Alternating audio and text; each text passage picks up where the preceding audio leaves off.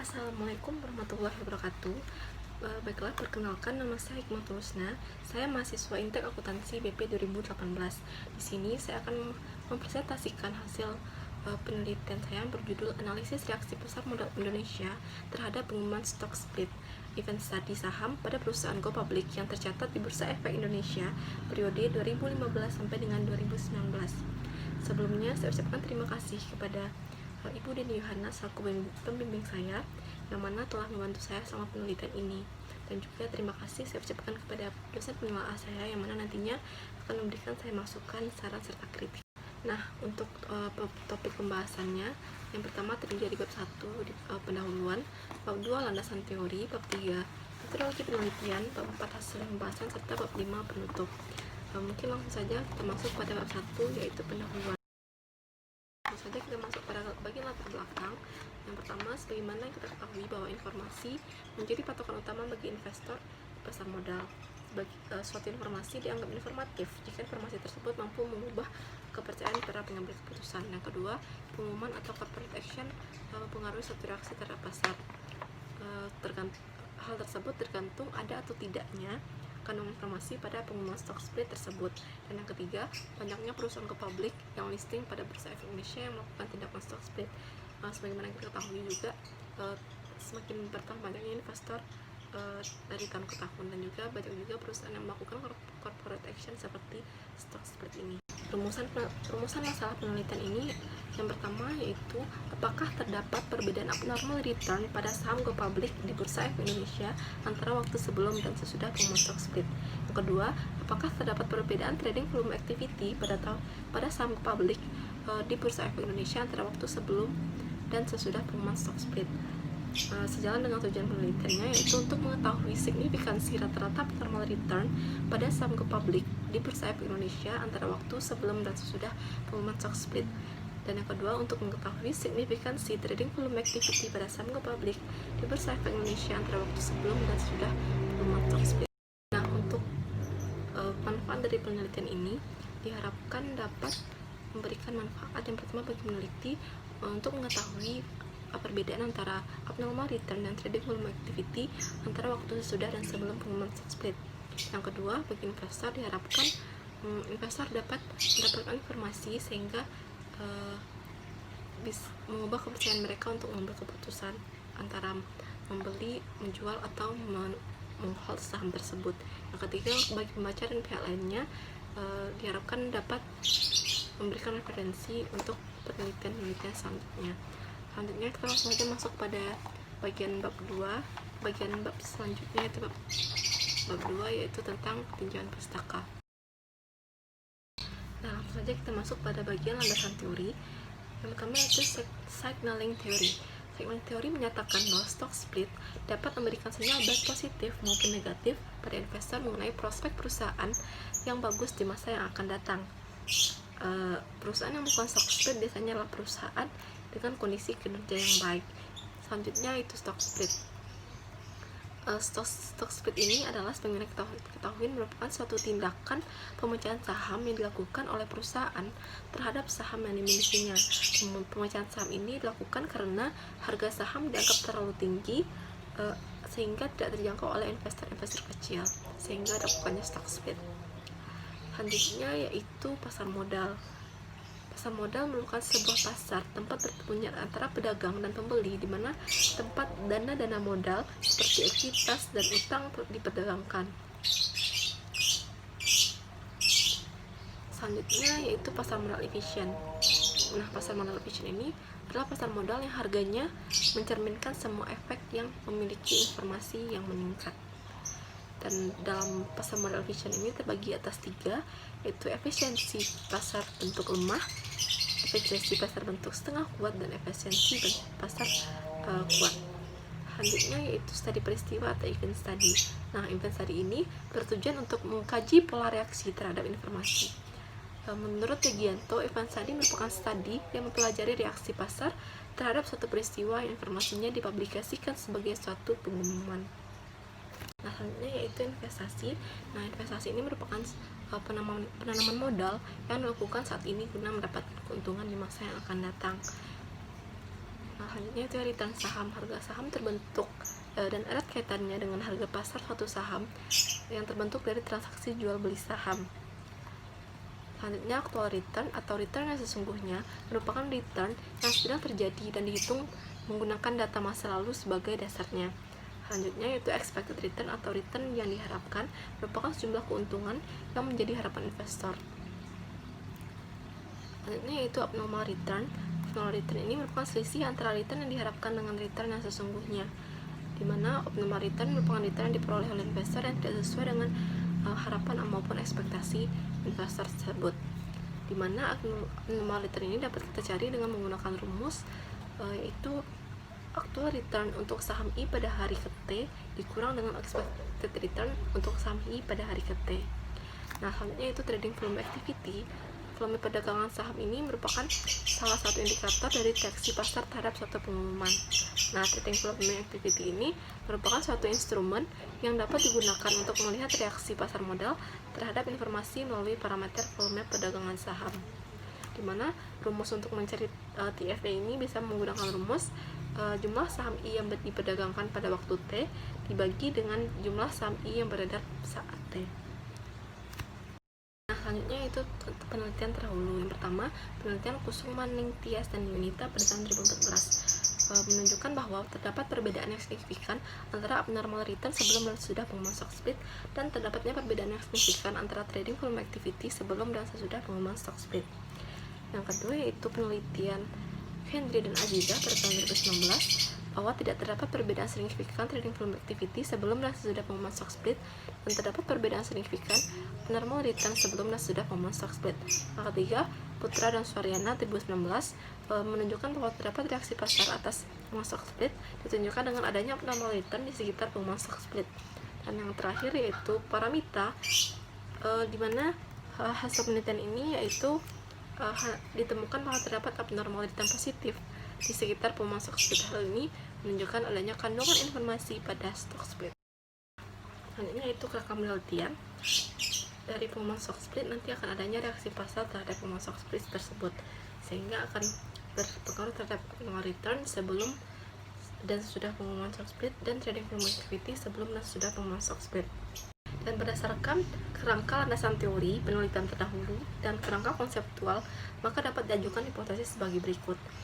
H1, terdapat perbedaan yang signifikan rata-rata abnormal return pada saham perusahaan go public antara waktu sebelum dan sesudah pengumuman stock split. Yang kedua, H2, terdapat perbedaan yang signifikan trading volume activity pada saham perusahaan go public antara waktu sebelum dan sesudah pengumuman stock split. Nah, selanjutnya yaitu metodologi penelitian. Untuk metode penelitian ini yaitu yang pertama jenis penelitian. Penelitian ini menggunakan jenis penelitian event study atau studi peristiwa. Nah, event study atau studi peristiwa ini merupakan studi mempelajari reaksi pasar terhadap suatu peristiwa yang informasinya dipublikasikan sebagai suatu pengumuman. Selanjutnya yaitu populasi dan sampel. Untuk populasi dan sampel ini mempunyai kriteria perusahaan yang listing di Bursa Efek Indonesia atau go public pada periode 2015 sampai dengan 2019. Yang kedua itu perusahaan go public yang melakukan stock split dan terdaftar di Bursa Efek Indonesia pada periode 2015 sampai dengan 2019. Selanjutnya yaitu variabel penelitian. Untuk variabel penelitian ini yaitu variabel abnormal return dan trading volume activity untuk mengukur reaksi pasar. Selanjutnya periode penelitian. Untuk periode pengamatan ini dengan menggunakan event window dalam penelitian selama 7 hari bursa, yaitu 3 hari sebelum pengumuman stock split dan 3 hari sesudah pengumuman stock split. Dan untuk teknik pengumpulan datanya, dalam melakukan penelitian ini yaitu data yang digunakan adalah data sekunder, di mana peneliti mengumpulkan data menggunakan teknik dokumentasi dan kemudian data tersebut diolah sesuai dengan kebutuhan penelitian. Selanjutnya itu teknik analisis data, yaitu yang pertama itu uji normalitas. Uji normalitas dilakukan sebelum melakukan analisis studi peristiwa dengan menggunakan one sample Kolmogorov-Smirnov. Selanjutnya yaitu pengujian hipotesis menggunakan paired sample t-test. Nah, selanjutnya masuk pada bab 4, yaitu hasil penelitian dan pembahasan. Yang pertama yaitu objek penelitian. Berdasarkan data yang diperoleh dari www.idx.co.id, ketahui jumlah perusahaan yang terdaftar di Bursa Efek Indonesia sampai periode 2019 yaitu sebanyak 702 perusahaan. Objek penelitian ini adalah perusahaan yang listing di Bursa Efek Indonesia yang melakukan stock split periode 2015 sampai dengan 2019, di mana tujuan utama dari penelitian ini yaitu untuk melihat apakah pengumuman stock split berpengaruh terhadap pasar. Nah, dari berdasarkan jumlah tersebut, terdapat 68 perusahaan yang memenuhi kriteria sebagai sampel. Berikut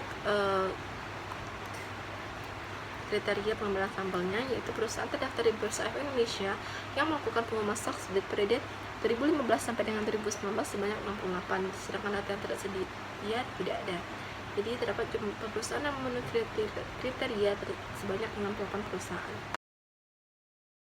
Nah, berikutnya yaitu hasil uji statistik deskriptif. Pertama, abnormal return. Dari tabel statistik deskriptif di atas, rata-rata variabel abnormal return menurun sesudah pengumuman stock split dari minus 0,012 sekian menjadi minus 0,027 sekian, dan nilai minimum rata-rata abnormal return sebelum stock split sebesar minus 0,0205 sekian dan sesudah stock split sebesar minus 0,031 sekian. Nilai maksimum rata-rata abnormal return sebelum stock split sebesar minus 0,0075 sekian dan sesudah stock split sebesar minus 0,0243 sekian. Maka terjadi penurunan rata-rata abnormal return sebelum dan sesudah stock split. Yang selanjutnya yaitu trading volume activity. Dari tabel statistik deskriptif di atas, rata-rata variabel trading volume activity meningkat sesudah pengumuman stock split dari 0,01301 sekian menjadi 0,077 sekian. Nilai minimum rata-rata trading volume activity sebelum stock split sebesar 0,010 sekian dan sudah stock split sebesar 0,0643 sekian. Dan nilai maksimum rata-rata abnormal return sebelum stock split sebesar 0,014,5 sekian dan sesudah stock split sebesar 0,093 sekian. Maka dapat disimpulkan terjadi peningkatan rata-rata trading volume activity sebelum dan sesudah stock split yang cukup besar. Nah, selanjutnya yaitu hasil uji normalitas. Uji normalitas ini dilakukan sebelum uji Paired Simplicitas. Kriteria yang dipilih sebagai sampel penelitian adalah perusahaan yang melakukan pengumuman stock split dan datanya tersedia seperti harga saham perusahaan dan indeks harga saham gabungan.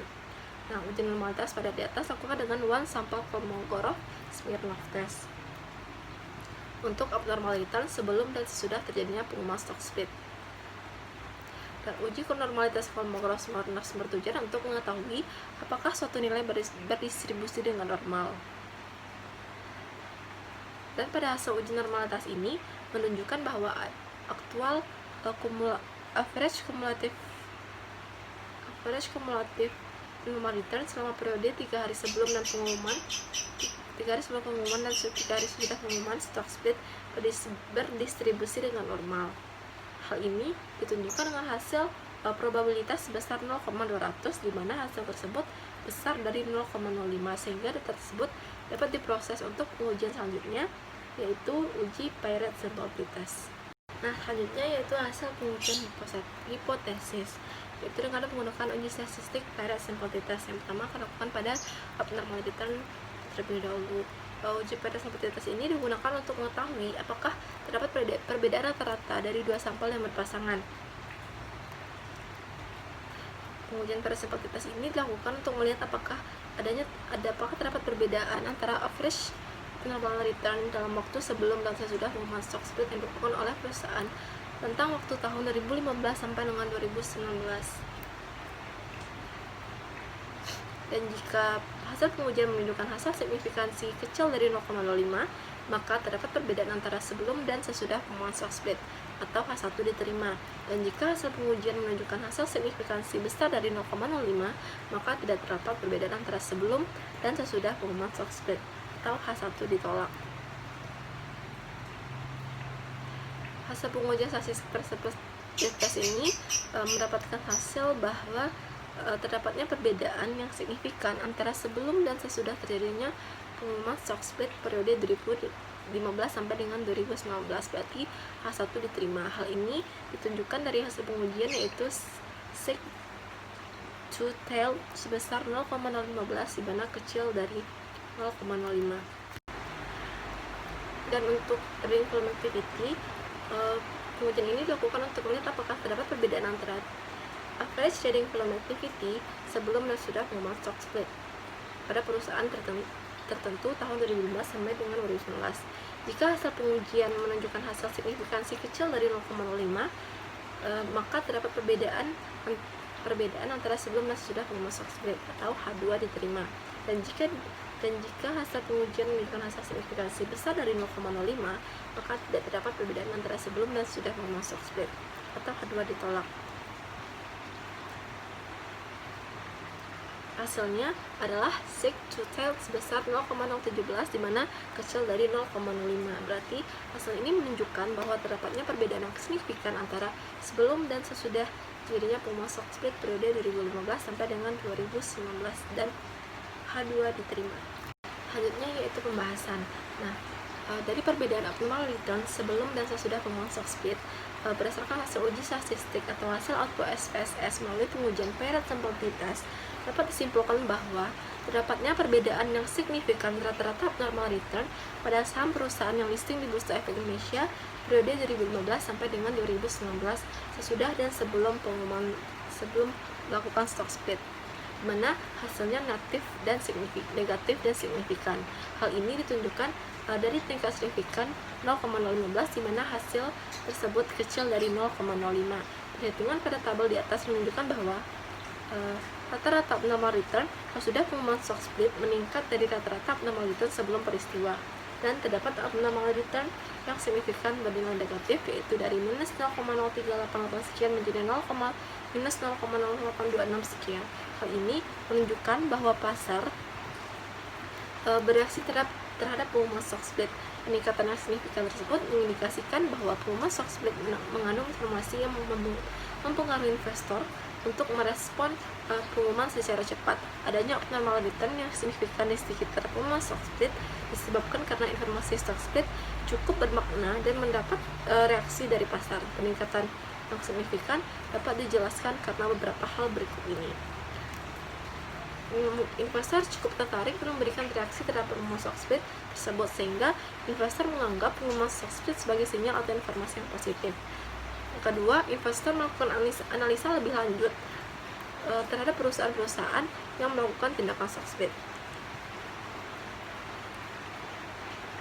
Hasil penelitian ini sejalan dengan penelitian yang dilakukan oleh Paramita bahwa terdapat abnormal return di sekitar pengumuman stock split. Hal ini menunjukkan bahwa adanya kandungan informasi pada stock split. Hanya itu perbedaan trading volume activity sebelum dan sesudah pengumuman stock split. Berdasarkan hasil uji statistik output SPSS melalui pengujian Paired Sample T-Test, dapat disimpulkan bahwa terdapatnya perbedaan yang signifikan trading volume activity pada saham perusahaan yang listing di Bursa Efek Indonesia periode 2015 sampai dengan 2019, yaitu sesudah dan sebelum melakukan stock split. Hal ini ditunjukkan dari tingkat signifikan 0,017 mana kecil dari 0,05. Perhitungannya menunjukkan bahwa trading volume activity sudah pengumuman meningkat dari trading volume activity sebelum pengumuman, yaitu dari 0,03900 sekian menjadi 0,23274 sekian. Peningkatan yang signifikan tersebut mengindikasikan bahwa peristiwa pengumuman stock split pada tahun 2015 sampai dengan 2019 mengandung informasi yang mempengaruhi investor untuk merespon pengumuman secara cepat. Peningkatan yang signifikan ini dapat terjadi karena para investor merespon informasi tersebut dan terburu-buru melakukan transaksi atau melakukan aksi pembelian terhadap saham yang melakukan stock split, sehingga dari transaksi tersebut terjadinya peningkatan aktivitas perdagangan saham. Hal ini memberikan gambaran bahwa adanya peningkatan aktivitas perdagangan saham, aktivitas perdagangan di pasar modal saat peristiwa pengumuman stock split antara sebelum dan sesudah pengumuman stock split. Hasil penelitian ini juga sejalan dengan penelitian dilakukan oleh Kusung, Manning, Tias, dan Yunita bahwa terdapat perbedaan yang signifikan antara trading volume activity sebelum dan sesudah pengumuman stock split. Nah, selanjutnya itu bab terakhir, bab 5 penutupan. Yang pertama itu kesimpulan. Tujuan dari penelitian ini yang pertama adalah untuk mengetahui signifikansi rata-rata abnormal return pada saham go public di Bursa Efek Indonesia antara waktu sebelum dan sesudah pengumuman stock split, dan yang kedua untuk mengetahui signifikansi trading volume activity pada saham go public di Bursa Efek Indonesia antara waktu sebelum dan sesudah pengumuman stock split. Jumlah sampel yang digunakan dalam penelitian ini sebenarnya 68 sampel, di mana 68 perusahaan tersebut merupakan perusahaan yang listing di Bursa Efek Indonesia dan melakukan stock split pada periode 2015 sampai dengan 2019. Dalam penelitian ini, analisis yang digunakan adalah analisis uji period sample test, di mana ini dilakukan untuk melihat apakah terdapat perbedaan antara abnormal return dan trading volume activity saham sebelum dan sesudah pengumuman stock split. Berdasarkan data yang diperoleh dan hasil dari penelitian serta analisis yang dilakukan, maka kesimpulannya yang didapatkan dari penelitian ini adalah yang pertama, terdapat perbedaan yang signifikan rata-rata abnormal return pada saham yang terdaftar di atau listing di Bursa Efek Indonesia periode 2015 sampai dengan 2019. Yang kedua, terdapat perbedaan yang signifikan pada trading volume activity pada saham yang terdaftar atau listing di Bursa Efek Indonesia periode 2015 sampai dengan 2019. Yang ketiga, secara keseluruhan dapat diketahui signifikansi rata-rata abnormal return dan volume trading activity pada saham go public di Bursa Efek Indonesia antara waktu dan sebelum dan sesudah pengumuman stock split, dan dapat disimpulkan bahwa pengumuman stock split pada saham yang terdaftar atau listing di Bursa Efek Indonesia periode 2015 sampai dengan 2019 antara waktu sebelum dan sesudah pengumuman stock split, hari pengumuman 3 hari sebelum dan 3 hari sesudah, memiliki kandungan informasi terhadap reaksi pasar. Selanjutnya itu keterbatasan peneliti. Penelitian ini memiliki beberapa keterbatasan, yaitu secara generalisasi mungkin hasil penelitian ini tidak dapat menggambarkan kondisi pasar modal secara keseluruhan karena sampel perusahaan yang melakukan stock split per tahunnya berbeda-beda dan waktu terjadinya stock split juga berbeda-beda tiap perusahaan. Meskipun sudah mencakup semua perusahaan yang terdaftar di Bursa Efek Indonesia, tetapi yang melakukan stock split hanya 68 perusahaan pada jangka waktu dari 2015 sampai dengan 2019, dan penelitian ini hanya terbatas pengamatan 7 hari, 3 hari, yaitu 3 hari sebelum pengumuman dan 3 hari sudah pengumuman. Yang kedua, terdapatnya adanya beberapa perusahaan yang harga sahamnya tetap dan tidak ada perusahaan sama sekali selama 7 hari, seperti tidak ada aksi jual beli karena tidak adanya pemberitaan terkait seperti suspensi dan aksi lainnya, maka masih dimasukkan ke dalam kategori sampel. Selanjutnya yaitu saran. Yang pertama, berdasarkan kesimpulan di atas, penelitian ini harus dikembangkan lebih lanjut seperti analisis pasar dengan menggunakan metode atau proksi lain, menggunakan estimasi lain selain yang digunakan dalam metode penelitian ini, dan kalau bisa membuat perbandingannya untuk setiap metode sehingga lebih jelas dan lebih baik dari penelitian-penelitian sebelumnya. Kedua, untuk penelitian selanjutnya akan lebih baik jika menggunakan lebih banyak variabel selain hanya abnormal return dan trading volume activity untuk mengetahui reaksi pasar yang ada, seperti memilih variabel-variabel lain yang mempengaruhi atau dipengaruhi stock split agar mendapatkan tambahan informasi yang lebih baik. Yang ketiga, bagi investor dalam pengambilan keputusan investasi sebaiknya tidak hanya berdasarkan informasi stock split yang dilakukan suatu perusahaan saja, tetapi investor juga harus memilah dan menganalisa informasi yang didapatkan untuk dijadikan pertimbangan. Baiklah, sekian hasil presentasi dari hasil penelitian skripsi saya. Apabila ada salah atau kurang mohon dimaafkan. Terima kasih atas perhatiannya. Assalamualaikum warahmatullahi wabarakatuh.